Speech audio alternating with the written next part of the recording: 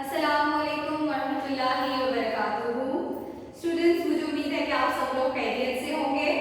आज हम लोग 8वीं जमात का उर्दू का सबक पढ़ रहे हैं, सबक नंबर 3।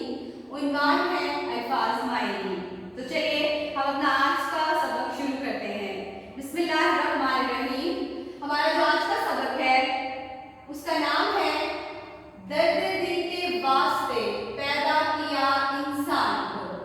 स्टूडेंट्स, ये जो आपके सामने यहाँ उन्वान लिखा हुआ है सबक का, ये मीर दर्द का बहुत ही खूबसूरत शेर है। दर्द दिल के वास्ते पैदा किया इंसान को, वरना अतात के लिए कुछ कम न थे करो बयां। स्टूडेंट्स, इस पूरे सबक में हम लोग ये पढ़ेंगे कि अल्लाह ताला ने इंसान को अशरफुल मखलूकात बनाया है, यानी सारी मखलूकात से अफजल। इसलिए इंसान का ये काम है कि वो दूसरों के काम आए और अपनी ज़रूरतों पर दूसरों की ज़रूरतों को तरजीह दे, पूरे माशरे में अमन और भाईचारे की फिजा कायम करें। इस पूरे सब में हम इसी से रिलेटेड चीज़ें पढ़ेंगे। इस्लाम की तारीख से जुड़ी हुई बहुत सी मिसालें देखी जाएंगी और आपको सहाबा के खूबसूरत जिंदगी गुजारने के तरीकों के बारे में बताया जाएगा, जिनमें उन्होंने दूसरों के साथ अच्छा सलूक किया है। तो चलिए हम स्टार्ट करते हैं अपना आज का सबक। सबसे पहले हम करेंगे अल्फाज मायनी। पहला लफ्ज है बददर्जा उत्तम, यानी कामिल तरीन दर्जा, यानी मुकम्मल होना, कोई ऐब ना होना, कोई खामी ना होना।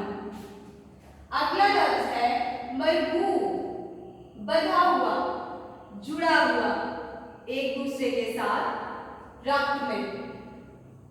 मुमताज, नुमाया यानी वाज़ेह। खुलूसे नियत यानी नेक नियति, अच्छी नियत, अच्छी सोच। मालिक, मिसाल। आगे देखिए, अगला लफ्ज है कहर।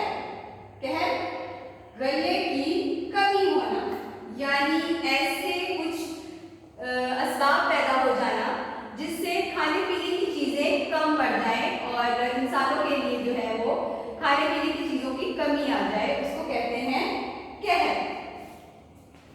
करो बयां यानी फरिश्ते। करो बयां एक जमा का लफ्ज है, इसका वाहिद है करोगी, यानी फरिश्ते को कहा जाता है। स्टूडेंट्स, जहां भी करो बयां का लफ्ज इस्तेमाल होगा तो इसका मायने है फरिश्ते। अगला लफ्ज है मदावा, यानी इलाज, कोई तदबीर करना, किसी के परेशानी में उसको थोड़ी सी मदद फराहम करना, उसका कोई इलाज करना। सखावत, सहावत फयाजी यानी खुले दिल का होना। शिराजा, इत्तेहाद, इत्तेहाद मतलब गठजोड़, मिलकर रहना।